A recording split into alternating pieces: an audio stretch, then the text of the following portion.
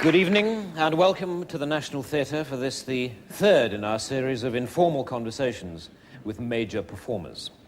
It has been a very exciting season so far, which has encompassed such performing giants as Sir Ian McKellen, Dame Judi Dench, and of course, Christopher Biggins. But tonight we are to welcome a man who, although no giant, has nevertheless made a huge impression in his chosen field. Ladies and gentlemen, Mr. Elton John.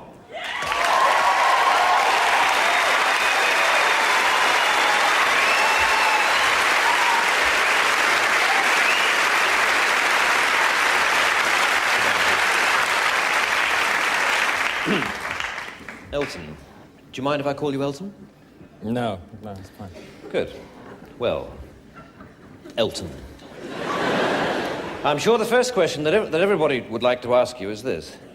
Funny name, Elton. How did you come by it?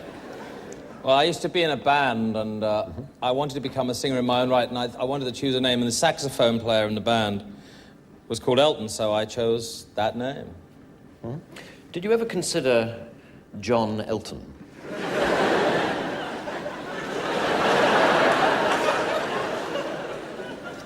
No. You didn't? No. Okay. Right, well, let's start with those early albums, then. One of which I believe was called simply Elton John. Yes, that's correct. And you didn't feel awkward with the name at all? No. You didn't feel that people might say, wait a minute, they mean John Elton. They've cocked up the record sleeve and printed the bloody name the wrong way around. No, I thought it sounded great, and, you know, I thought people would be more interested in the music rather than the name. Hmm.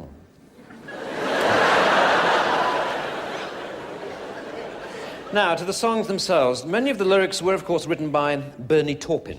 Yes, that's right. Yes. Well, I'd like to talk about Bernie for a while, since obviously he's been an enormous influence on your career. Yes, he has, yes. Tell me, did you ever discuss changing his name? Because presumably Taupin Bernie would have been more consistent with your Elton John.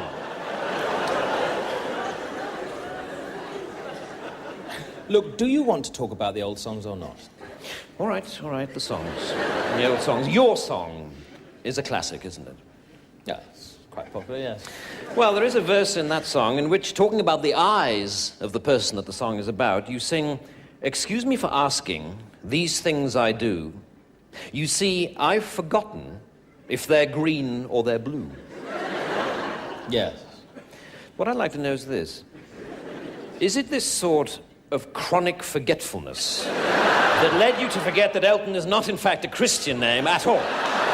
It is a surname. And not a very attractive one at that.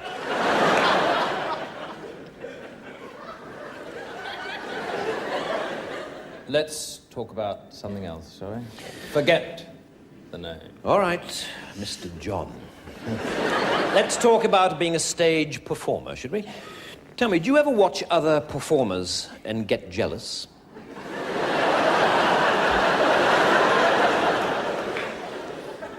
I'm not sure I follow you there. I mean, jealous of what? Well, for instance, Ben Elton.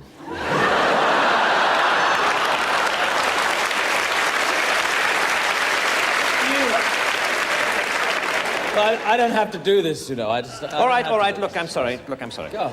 All right. Fair enough, moving on then. Many consider your masterpiece, of course, to be the album Goodbye Yellow Brick Road. And there is one song that people are particularly moved by called Candle in the Wind. Yes, a lot of people seem to like that song. Now, this song is in fact dedicated to Norma Jean Baker, who, of course, changed her name to Monroe Marilyn. Marilyn Monroe. My point exactly.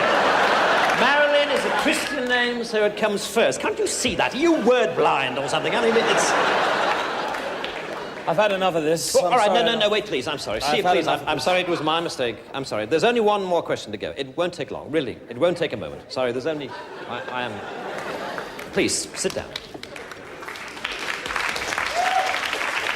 One final question. You've obviously achieved enormous success over the years, But in fact, you didn't have a solo British #1 until this year, with a song called Sacrifice.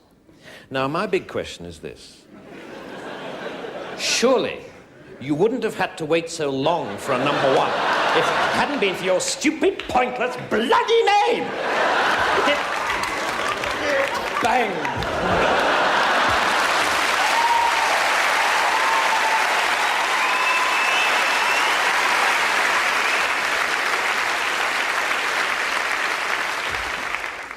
What a head, Dick.